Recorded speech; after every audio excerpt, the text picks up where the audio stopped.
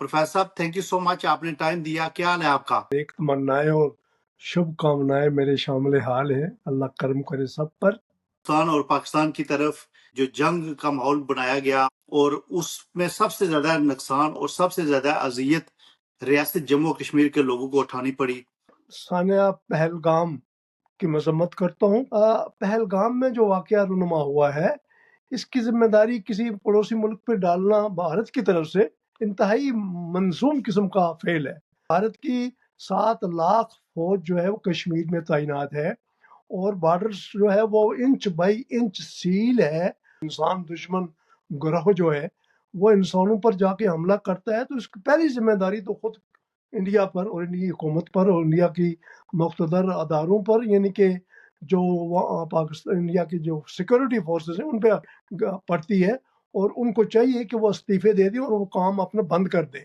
जब जंग होती है तो ये सोचना ये है कि ये जंग जो है बिलखुसूस कश्मीर सेंट्रिक क्यों होती है।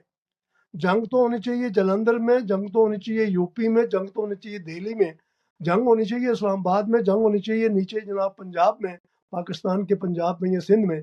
ये मुड़ फिर के कश्मीर में जंग करने का वहाँ समझ नहीं आती कि आखिर कश्मीरियों ने क्या जुर्म किया है, क्या गुनाह किया है कि जब भी जंग होती है और वो कश्मीर के अंदर ही शुरू हो जाती है।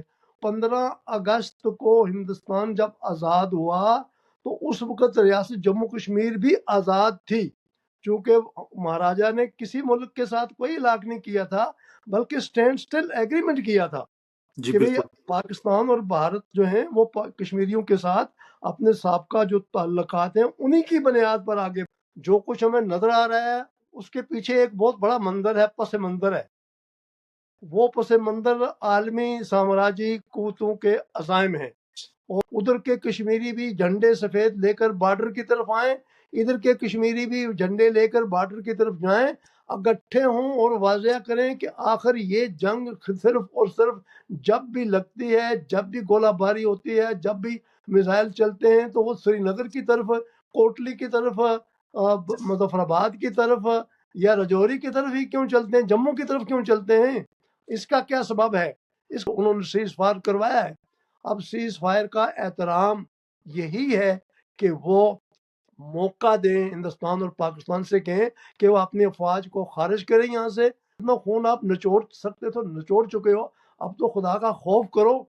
अगर तुम्हें भगवान से डर है तो भगवान का एहतराम करो, अगर तुम्हें अल्लाह से डर है तो अल्लाह का डर करो, अगर तुम्हें इंसानी हकूक में दिलचस्पी है तो उसका एहतराम करो। ये बजट सारा ये लोगों पे खर्च होगा तो लोग इंडिया और पाकिस्तान के खुशहाल होंगे और कश्मीरी भी सुख का सांस ले सकेंगे।